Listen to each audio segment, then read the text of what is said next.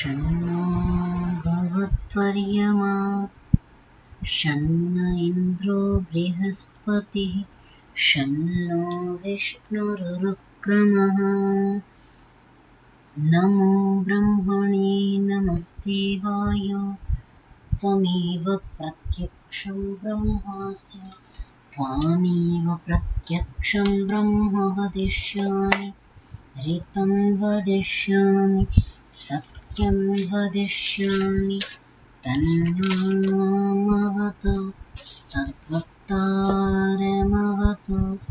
अवतु माम् अवतु वक्तारम् ॐ शान्ति शान्ति शान्तिः। सर्वेभ्यो नमः। नमो नमः महोदय। सर्वेभ्यो नमो नमः महोदय। जी। सर्वेभ्यो नमो नमः।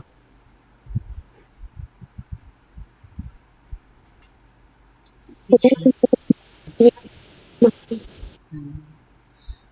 उद्गीत विषयक जो प्रकरण हमने आरंभ किया था उसका उपसंहार चल रहा था विगत कक्षा में, जो थोड़ा सा रह गया था उसको ही हम प्रथम यहाँ पर देखेंगे। तो पृष्ठ संख्या 680 उसको देखते हुए आगे बढ़ते हैं। साम की बात चल रही है कि तस्यः एतस्य साम्नः, उसके जो यह जो साम है उसके स्व को जो जानता है, उसके ऐश्वर्य को जो जानता है वो प्रतिष्ठित होता है। उसके स्वर को जो जानता है, स्वर शब्द का भी पहले आया था, और इसी में जब पहले किया था तो स्वर हमने धन ऐश्वर्य संबंध में किया था कि वो जो स्वर के रहस्य को जान लेता है वो समस्त ऐश्वर्यों से पूर्ण हो जाता है। अब जो यहाँ पर स्वर शब्द आ रहा है,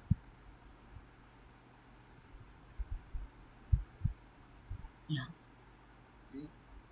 उसमें सुंदर गायन के लिए बात कही गई ना, तो दोनों ही बातें कह दी। वाची में स्वर मधुरता से बोले, गायन करे, और उसकी जो वाणी का ऐश्वर्य है उससे समृद्ध होकर के, प्राण से परिपूर्ण होकर के स्वर करे।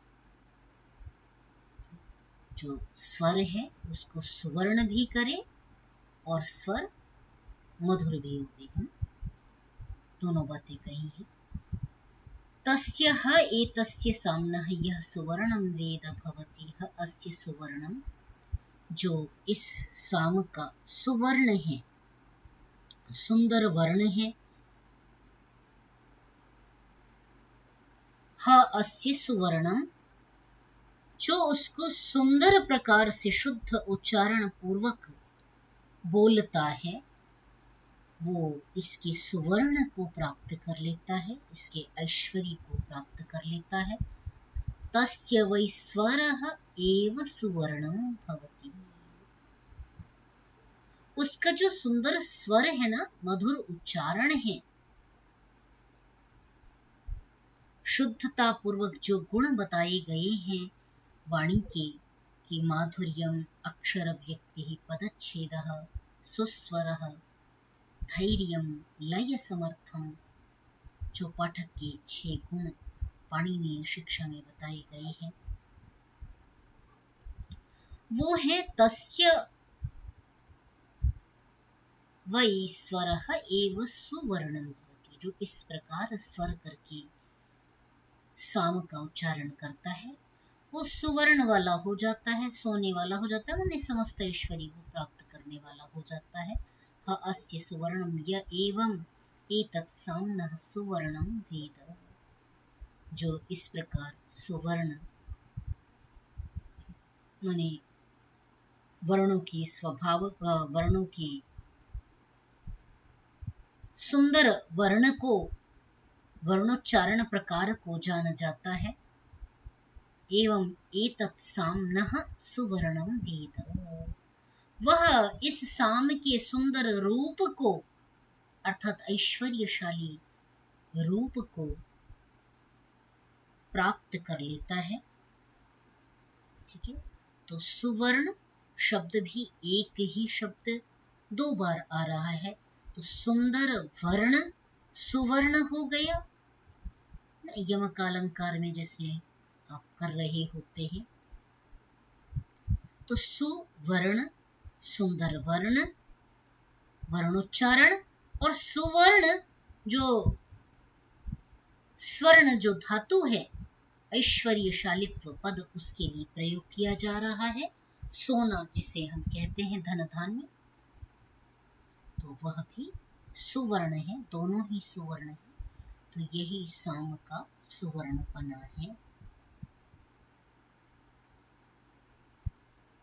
तस्यः एतस्य साम्नः यह प्रतिष्ठां वेद प्रतिह तिष्ठति, जो इस साम का, क्योंकि साम का जो सार है वो उद्गीत को कहा था, और यहाँ पर इस प्रकरण में साम का सार उद्गीत की चर्चा हुई है।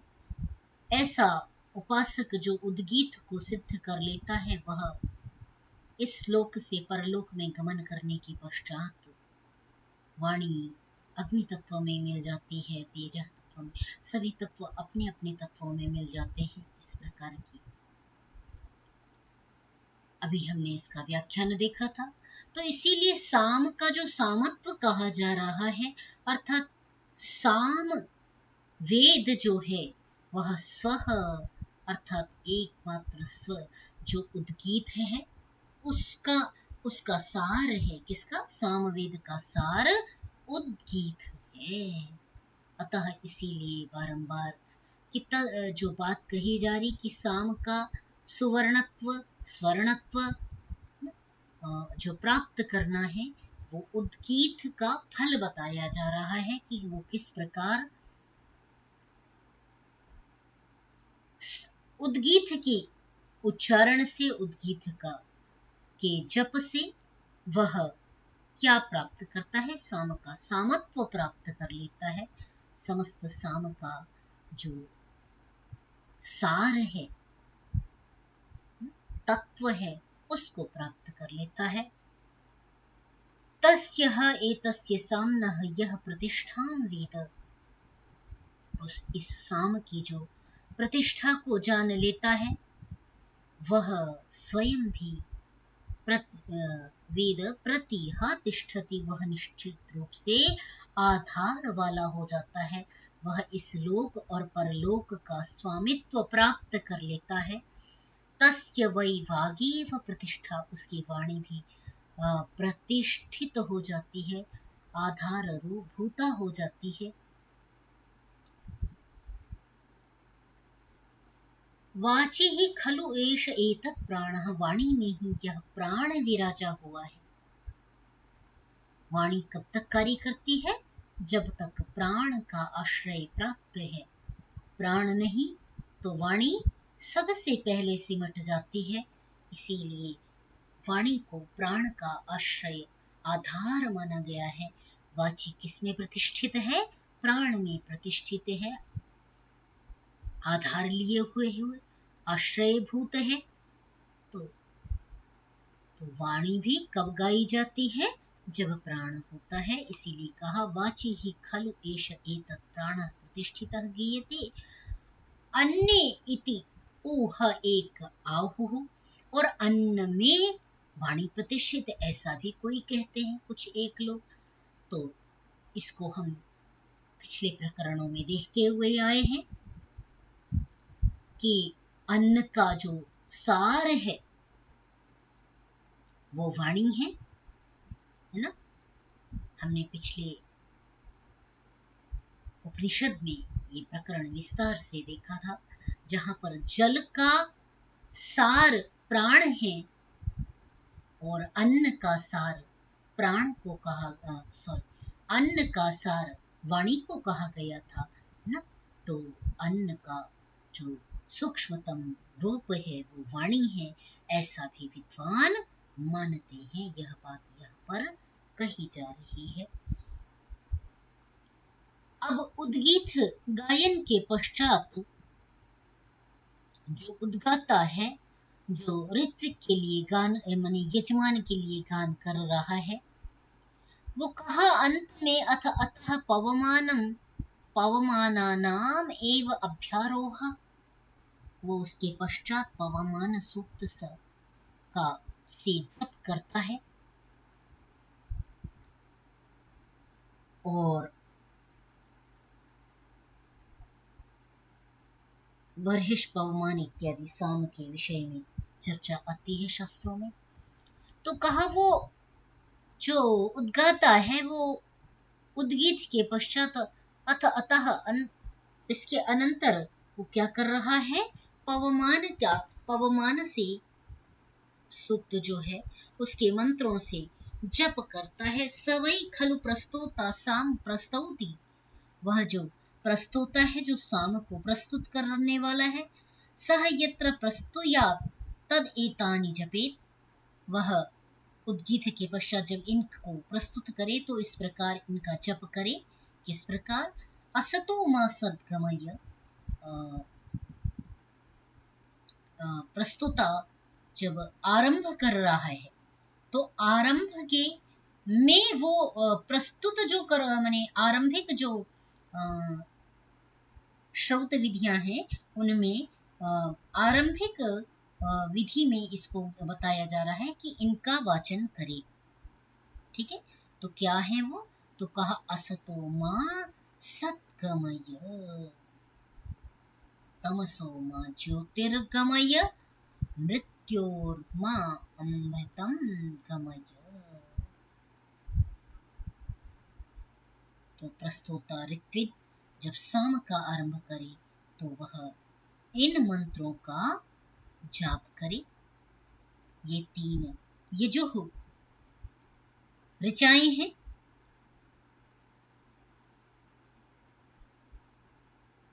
तो उद्गाता जो है वह इनका उच्चारण करे।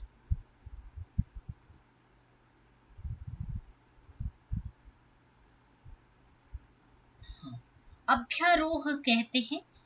अभ्यारोह माने चढ़ना, ऊपर की ओर गति करना।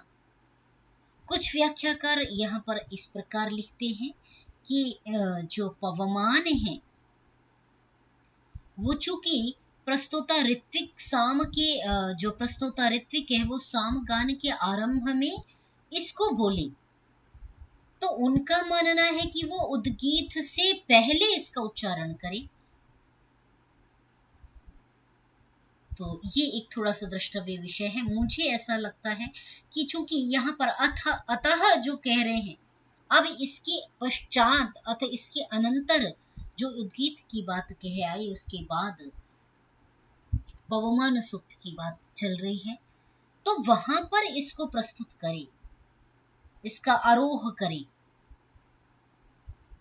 जैसे वामदेवीय गान इत्यादि अंत में किए जाते हैं, उस प्रकार मुझे थोड़ा सा इसकी संगति लग रही है।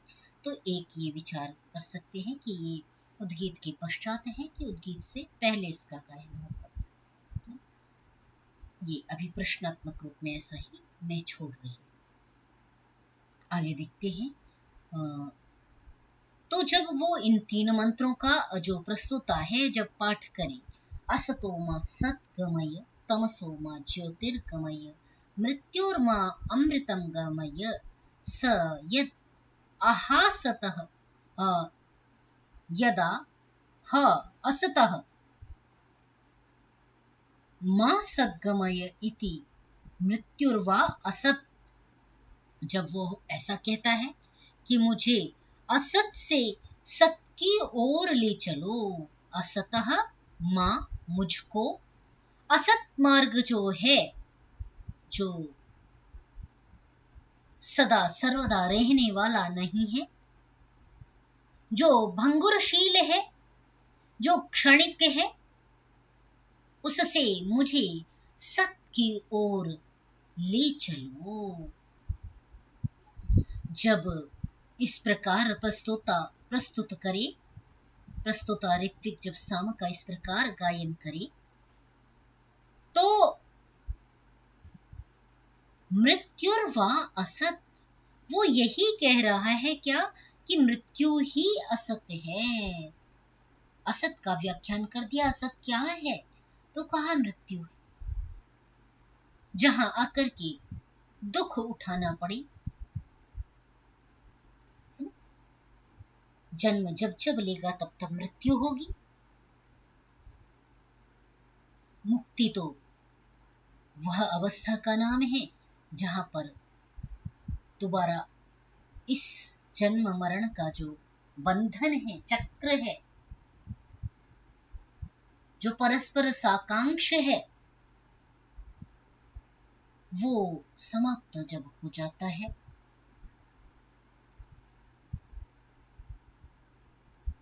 तो वो सत्य है। तो कहा मृत्यु हुआ असत, मृत्यु असत्य है। और अमृतम, मृत्यु हुमा अमृत, नहीं, यहाँ पर सत अमृतम जो कहा है वो उसको पहले व्याख्यान कर लेते हैं। मृत्युर्वा असत, मृत्यु असत हो गई। सत अमृतम, अमृत क्या हो गया? सत। तो सत्य ही अमृत है, उस सत्य को प्राप्त करना है। मृत्यु मां अमृतम गमय, मृत्यु से मुझे अमृत की ओर ले जाए। यहाँ जो मां शब्द है ना, मां में मां मुझको वाला है। मां यहाँ केवल स्वर भेद के द्वारा ही इन मां का अंतर किया जाता है। एक तो कौन सा है? मां निषेध अर्थ में कि ऐसा न होवे, जी और एक है सामा शांति रिधि, वह शांति मुझको प्राप्त होवे। या मां सद्गमय, मुझको सत के मार्ग में ले चलो। केवल स्वर भेद है, जो निपात है उसको उदात्त हो जाता है, जो युष्म दस्मत का जो मां है उसको अनुदात्त हो जाता है। तो मां जो ये दो रूप बनते हैं विकल्प से अस्मत् शब्द को, मां माने भी मुझको, द्वितीय का एक वचन है, और मां माने भी मुझको, इसका स्वर अनुदात्त लग जाता है। तो ईश्वर भेद से पहचाने जाते हैं कि कहां पर वेद में मुझको अर्थ हो रहा है और कहां पर निषेध अर्थ हो रहा है।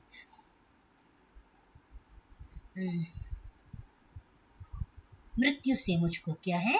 अमृतम गमय, अमृत की ओर ले चल। अमृतम मां कुरु इति, मुझको अमृतमय कर दो, अमृतमय बना दो।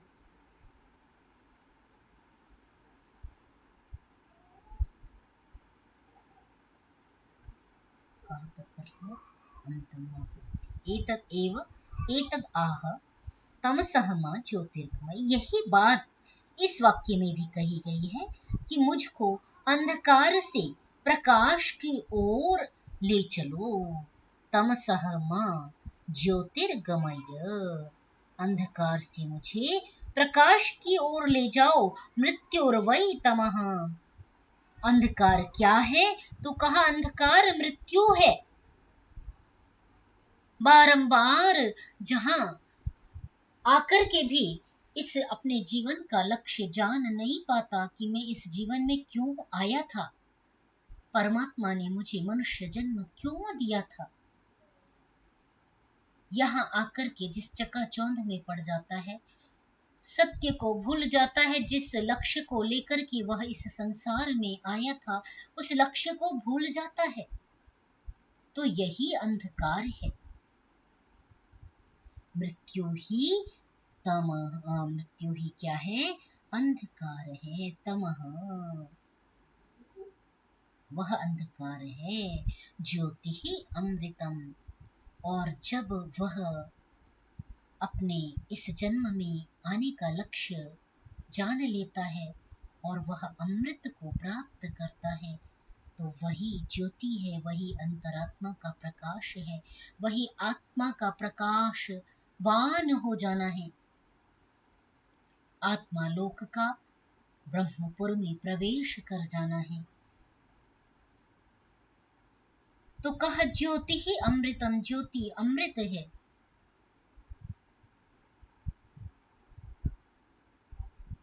मृत्योः मां अमृतम गमय, मृत्यु से मुझको अमृत को प्राप्त करा दे। अमृतम मां कुरु इति एव एतद् आह, मुझे अमृत को प्राप्त करा दो। और ऐसा ही कहा, मृत्युर्मा अमृतम गमयति नात्र तिरोहितम एव अस्ति। कुछ भी यहाँ पर ये जो तीन जो ऋचाएं कही गई, उसमें कुछ भी तिरोहित नहीं है, छिपा हुआ नहीं है। एक ही बात को झूठ से, अज्ञान से, अंधकार से मुझे ज्ञान को प्राप्त कराओ, अमृत को प्राप्त कराओ, ज्योति को प्राप्त कराओ। शब्द केवल भेद है, कथन लक्ष्य गंतव्य एक ही है। ठीक है, 1 मिनट का ब्रेक।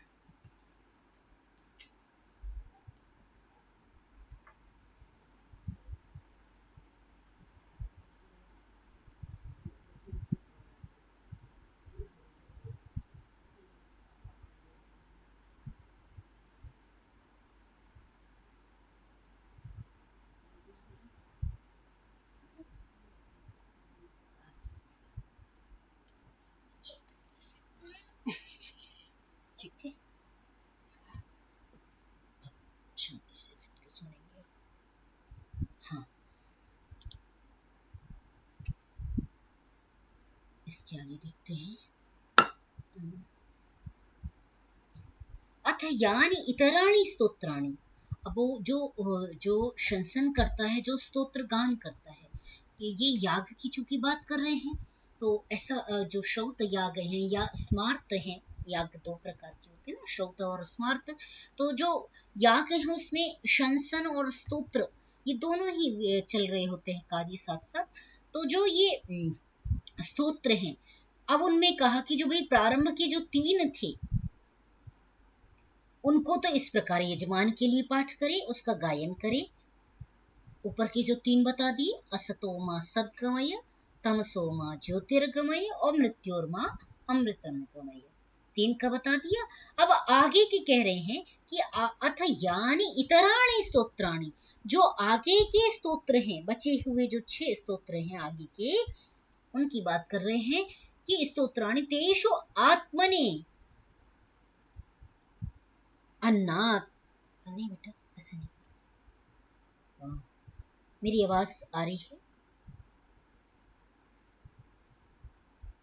कमलेश महोदय, मेरी आवाज हाँ जी, आ रही है महोदय।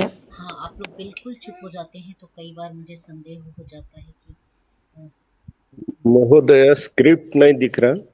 स्क्रिप्ट दिख रहा है महोदय, यहाँ देखिए, ये है। अच्छा, स्क्रीन शेयर नहीं हो रही? ओहो, क्षमा करें, आपने ये बात पहले क्यों नहीं कही? मैंने शेयर की नहीं, और मुझे लगा कि शेयर हो रही है। अभी अभी दिख रही है क्या? जी महोदय जी, अब दिख रही है। क्षम्यता, आपको पहले ही इस बात के लिए मुझे सूचित करना चाहिए।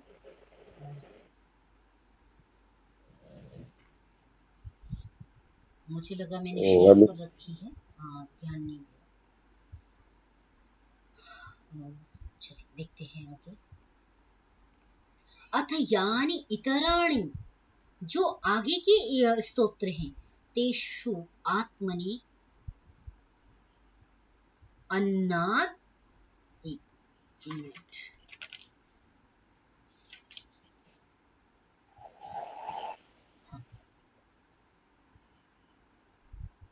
तेषु अथ अथ यानि इतराणि स्तोत्राणि इतराणि स्तोत्राणि तेषु जी आत्मने अन्नाद्यम आगायेत्, है ना?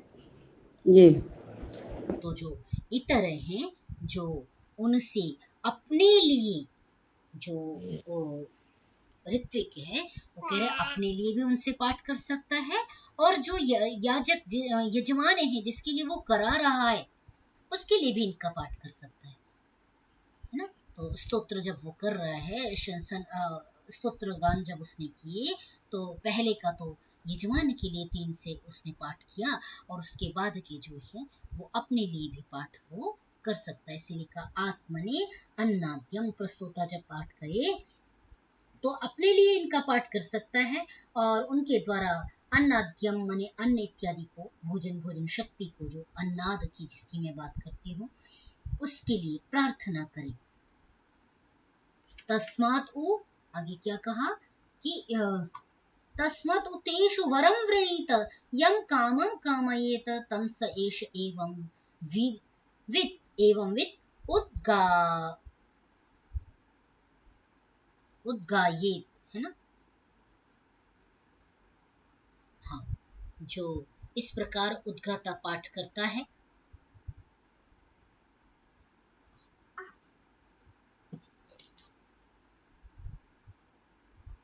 जो इस रहस्य को जानता है, ये यजमान के लिए कामना करता है या स्वयं के लिए, अपने लिए कामना करता है, वह निस्संदेह करके क्या करता है, वह देखिए यही बात अंत में कही ना कि वो तस्मात् उ तेषु वरम वृणीत, उनसे वर मांगे, अपने यम कामम कामयेत, जिस कामना को लेकर के, जिस इच्छा को लेकर के वो कामना करे, अर्थात उद्गीत से शंसना गान करे, स्तुति करे, और ये जो पवमान है उससे स्तोत्र करे, तो तम स एष एवं वित्, वह इस प्रकार जानने वाला, उद्गाता जो है, आत्मनेव यजमानाय वा, इस प्रकार उद्गाता अपने लिए अथवा यजमान के लिए जिस कामना की इच्छा से गायन करता है, तम आगायति, उसको प्राप्त कर लेता है, तथा एतत् लोकजित एव, जो इस प्रकार उद्गीत का गान करता है, स्तुति करता है, उसमें निमग्न होकर के जिस प्रकार वह कामना करता है, वह उस लोक को प्राप्त कर लेता है, उस लोक को प्राप्त करने वाला हो जाता है। नह एव अलौकिता या आशा अस्ति, वह कभी भी उससे अलौकिता की आशा नहीं की जा सकती है। तो उसके यजमान भी सामान्य नहीं होते हैं, जो जिसके लिए वह पाठ करता है ना, तो वो यजमान भी बहुत उच्च कोटि के, अत्यंत पवित्र और शुद्ध, जिनका निर्मल जीवन होता है, जिन्होंने व्रताचरण किए होते हैं, उनके लिए ही वो कामना कर रहा होता है।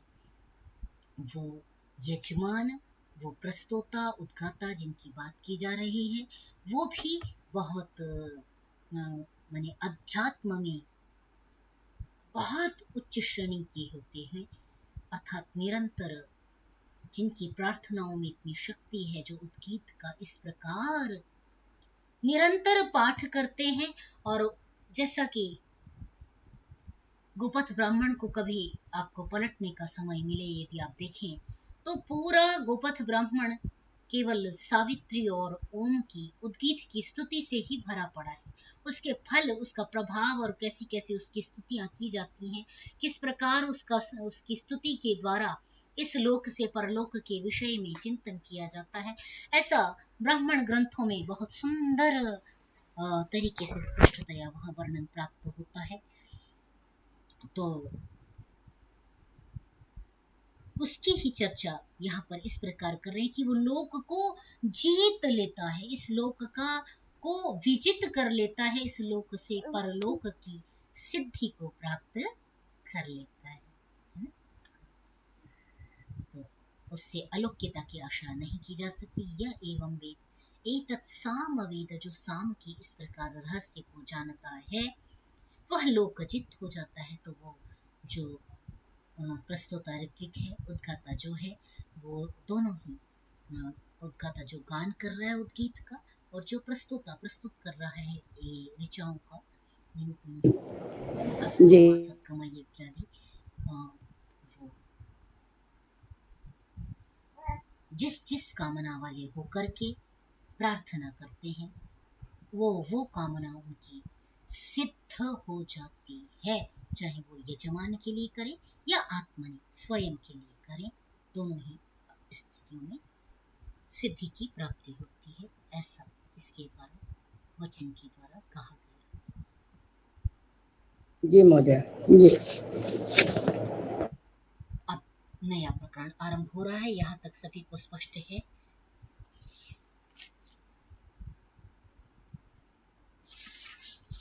आगे बढ़ सकते हैं। कोई आप चर्चा का यहाँ कोई विषय कुछ पूछना चाहें, कहना चाहें तो कह सकते हैं, अन्यथा उच्चारण के साथ आगे का आरंभ कर लें।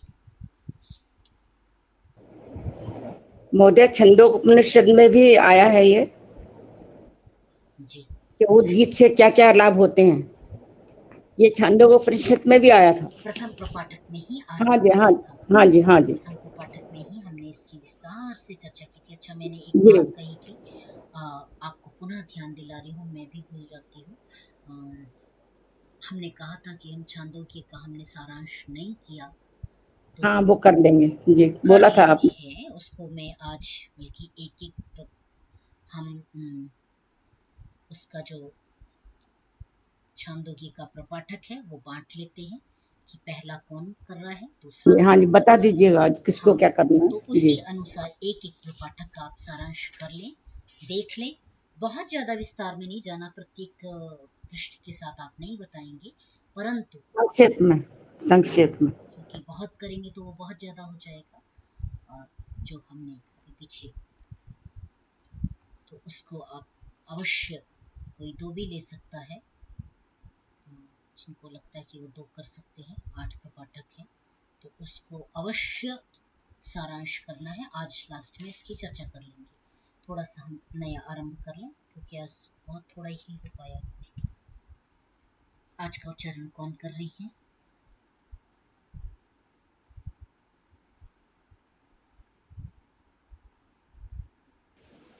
मैं करूं महोदय, पर गला तो मेरा ठीक नहीं है। और महोदय, कोई कर- महोदय मैं कर सकता हूँ स्क्रिप्ट। हाँ, हाँ, आप अपनी पुस्तक भी मंगाएं प्रभु जी। हाँ, एकादश हाँ, उपनिषद का मैंने नंबर दिया था, जिन जो उपलब्ध करा देते हैं, तो वो नंबर आप बात करके ना मंगा हाँ। सकते हैं। अच्छा रहेगा, अपनी पुस्तक अपने पास होनी चाहिए। पुस्तक तो अभी नहीं है मेरे पास, स्क्रिप्ट पे देख के हाँ हाँ, स्क्रिप्ट जरा स्क्रॉल कीजिए। यहीं से आरंभ करना है। आत्मा व नहीं, वो आत्मा वही नहीं दिख रहा। चलो देख यह लेते, जस्ट 1 मिनट। भाष्य पे यह मैं कहकर, ये आप देख रहे होंगे, आत्मा व इदम अग्रे आसित नहीं दिख रहा क्या? मुझे लगता है वही दिखाई दे रहा है। नहीं, मैं एकोदशोपनिषद का जो भाष्य है, यह मैं कहकर जो उस, हाँ हाँ हाँ, ठीक है, हाँ, एक मिनट। अभी दिखाई दे रहा है क्या? हाँ, आप, हाँ हाँ दिख रहा, हाँ हाँ हाँ महोदय। आत्मय आत्मय आत्मय वेदमग्न आसीत पुरुषविदः सोऽनुवीक्ष्य ओहो, जी, नान्यदात्मनो पश्यत् सोऽहं नित्यग्रे व्याहर तत्तो नामा अभवत् तस्मात् आप इधर, तद्यत् तद्यत् अर्हा अर्ह मंत्री तो हम यमित्येवाग्र उक्त्वा स्थान्य उक्त्वा थान्यन्नाम अन्यत् नाम प्रभूते येदस्य भवति स यत्पूर्वो पूर्वो अस्मात् सर्वात् पाप मन सर्वात् नहीं, आप मन सर्वान् पाप मनः मन अपमनः औषध तस्मात् पुरुष औषति ह वै स तम योस्मात् पूर्वो बुभूषति ये एवं वेद। जी। अग्रे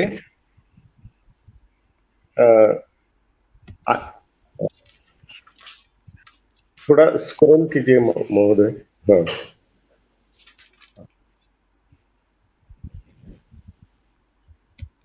आगे का नहीं दिख रहा। दिख रहा है क्या? हाँ, प्रथमाध्याय। हाँ, अभी यहाँ देखिए, यहाँ दिखाई दे रहा है क्या? हाँ महोदय। हाँ, सो दूसरा विभेद क्या है? तस्मात् तो विभेद तस्मात् एकाकी विभेति सह स हाय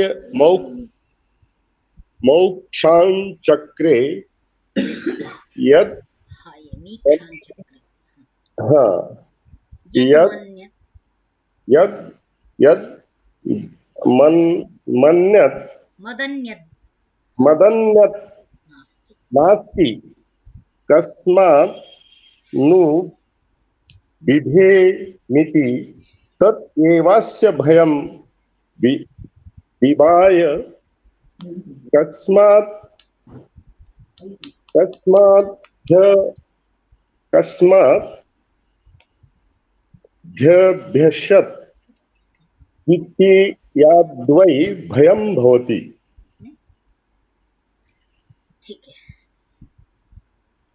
शायद आगे इसमें का पढ़ना है। हाँ, आगे हम मुझे लगता नहीं हम कर पाएंगे, इतना ही कर पाएंगे आज। तो इतना पहले हम देख लेते हैं, फिर आगे बढ़ेंगे, उच्चारण कर लेंगे, है ना। चूंकि समय हो जाएगा इसलिए थोड़ा सा ही ले लेते हैं। आत्मा व इदम अग्रे आसीत, यह जो प्रकरण आरंभ हो रहा है, सृष्टि रचना का प्रकरण तो हमने बृहदारण्यक का जब आरंभ किया है तभी से प्रारंभ कर दिया था ना, जहां पर आपने अश्वमेध के संगति के साथ, अश्वमेध याग की संगति के साथ इस इसको इस उपनिषद में हमने चर्चा आरंभ की थी। पुनः कुछ चर्चा इससे मिलती जुलती है, देखते हैं।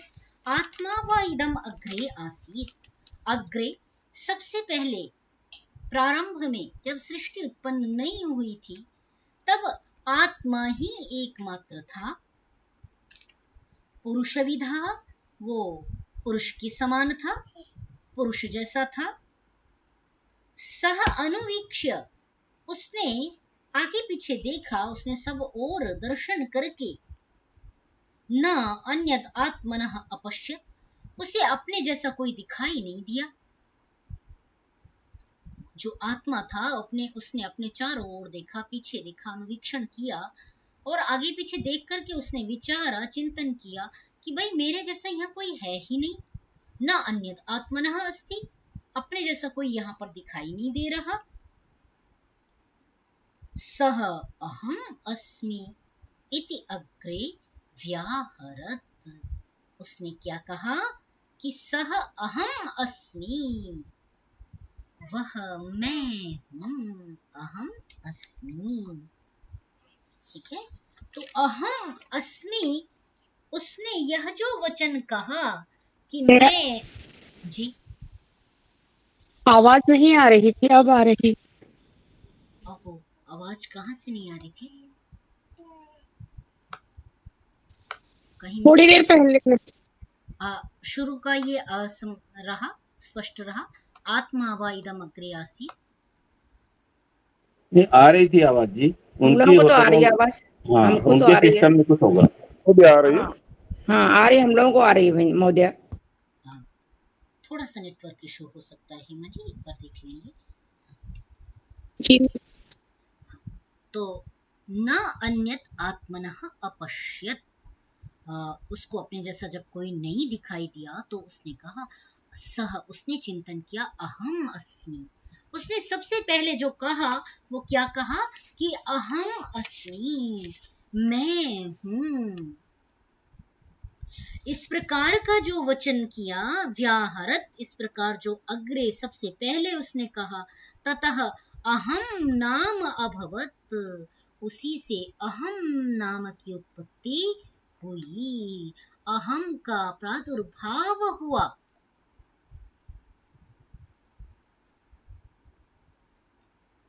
तस्माद् अपि एतर्हि आमन्त्रितः अहम् अयम् इत्येव अग्रे उक्त्वा अथ अन्यन्नाम प्रब्रूति यद् अस्य भवति। तो जो कोई भी व्यक्ति इस कारण से ही आमंत्रितः, जब बुलाया जाता है ना, आमंत्रितः, ये यहाँ पर बुलाना इस अर्थ में कह रहे हैं, वस्तुतः क्या है, व्याकरण में बड़ी स्पष्टता के साथ ये आमंत्रित संज्ञा की जाती है। सामंत्रितम सूत्र है वहां पर कि संबोधन में किसी को जब बुलाया जाए, संबोधन किया जाए, तो आमंत्रित संज्ञा होती है प्रथमा विभक्ति के एक वचन में। उसके लिए ये शब्द यहाँ, ये संबोधने या प्रथमा तदंतम शब्द रूपम आमंत्रित संज्ञम होती, उसके लिए आमंत्रित शब्द यहाँ कहा जा रहा है कि जब संबोधन किया जाए, तो जब किसी को बुलाया जाता है, किसी से उसका परिचय पूछा जाता है, तो वो क्या कहता है, पहले अहम लगाता है, फिर इति एव अग्रे उक्त्वा, पहले अहम का व्यवहार करके फिर अपना नाम बोलता है, अथ उसके अनंतर अन्य नाम प्रब्रूते, अपना नाम बताता है कि अहम निधि नामधेया अस्मि, अहम श्रुति नामधेया अस्मि, अहम एतद नामधेया अस्मि। तो अहम का व्यवहार, ये नाम का प्रकरण महाभाष्य में महर्षि पतंजलि भी करते हैं, वहां भी कहते हैं कि जो विद्वान है वही इस प्रकार का प्रयोग कर सकता है, जो व्याकरणविद है वही सही प्रकार से, और उससे उसकी विद्वत्ता का बोध होता है कि वो शिक्षित है, साक्षात ना उस संदर्भ में, तो ज्ञाता है, ज्ञानवान है।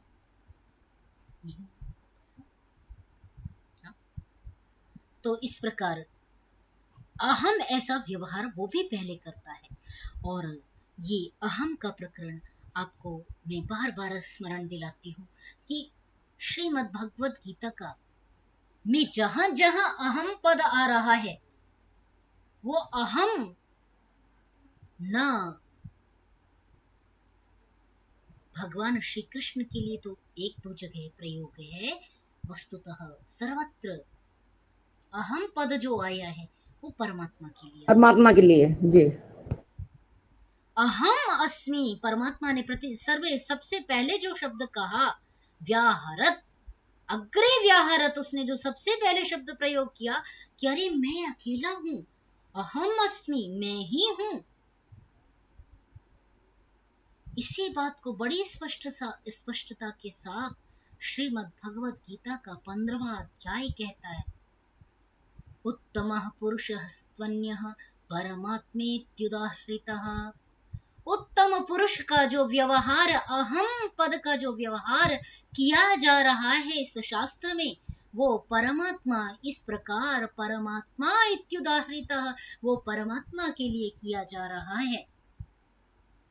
उपनिषद की यही बात वहां कही गई। वहां शब्द सरल है, यहाँ शब्द की भाषा शास्त्रीय है।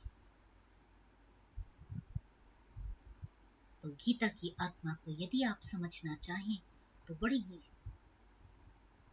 तन्मयता के साथ गीता का और उपनिषद का चिंतन कीजिए, वो चीजें आपको स्पष्ट होती, प्रकट होती हुई दिखाई देंगी। कहा कि प्रत्येक व्यक्ति भी जब अपना नाम बोलता है तो उससे पहले यद अस्य, है ना, वो अहम इस प्रकार का व्यवहार करता है। यद अस्य भवति स यत् पूर्वः अस्मात् सर्वस्मात् सर्वान् पाप्मनः औषत तस्मात् पुरुषः ओषति। अब उससे भी बड़ी बात समझा रहे हैं, बड़ी अच्छी बात कहने जा रहे हैं।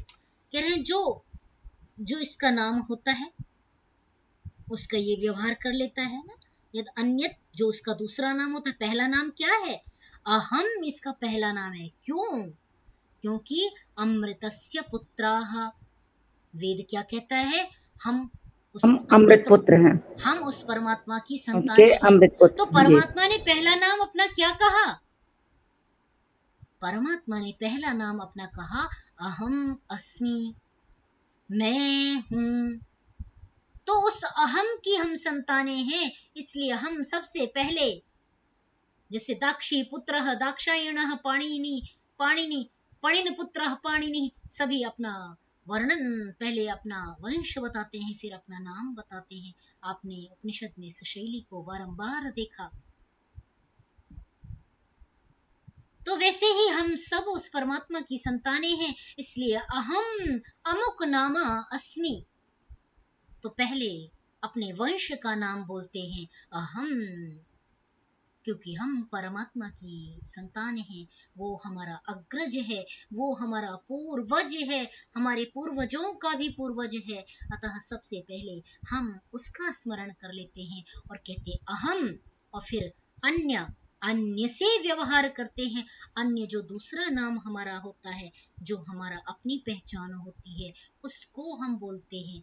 तो स यद अस्य भवति स यद पूर्वः अस्मात् सर्वस्मात्, जो सबसे पहले इस प्रकार अहम का व्यवहार करता है, परमात्मा का स्मरण करता है इस अहम से,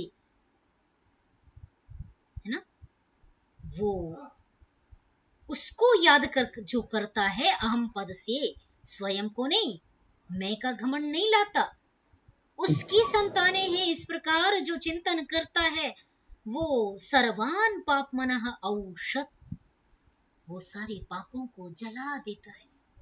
उसके सारे पाप जल गए जब वो अहम पद में परमात्मा को लेकर के आता है कि मैं तो उसका पुत्र हूं, उसकी संतान हूं, मैं सत्ता स्वतंत्र नहीं हूं। अहम तो वह था, मैं, उसने मुझे बुद्धि दी, प्रकाश दिया मेरे आत्मा में। मेरे पिता वो है, मेरा मार्गदर्शक वो है, मेरा पालन करता वो है।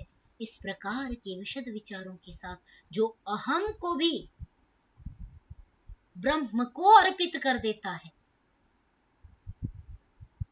वह उसके सारे पाप जल जाते हैं। उसके सारे पाप जब जल जाते हैं, उष दाहे धातु है धातु पाठ में, तो उसका औषध ये लंगलकार में बन गया है।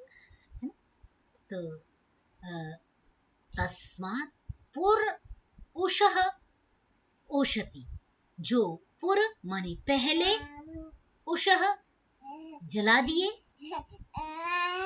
हाँ दग्ध कर दिए, जो दग्ध कर देता है पहले अपने पापों को, अहम भाव को, अहम मान्यता को, और जो अपने को ब्रह्म में समाहित कर लेता है, तदाकार कर लेता है, वह अहम ब्रह्मास्मि जो इस प्रकार कर लेता है, वो पुरुषः, वो पुरुष कहलाता है।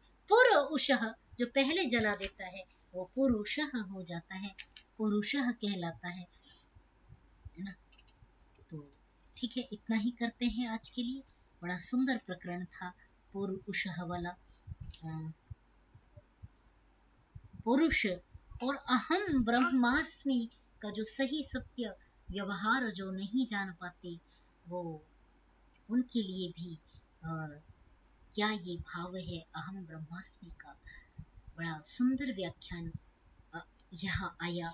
और केवल एक इतने जो आज हमने ये जो इसका आरंभ की, ये जो पहला जो वचन पढ़ा, केवल इतने से ही एक रिसर्च पेपर लिखा जा सकता है। इतना सुंदर व्याख्यान इस अहम का किया जा सकता है। बहुत सुंदर चिंतन है। इससे आप विचार से चिंतन करेंगे, गहन चिंतन करेंगे, अध्ययन करेंगे, मनन करेंगे, है ना। आज के लिए इतना ही। धन्यवाद। आप कुछ कहना चाहें, अपना चिंतन रखना चाहें?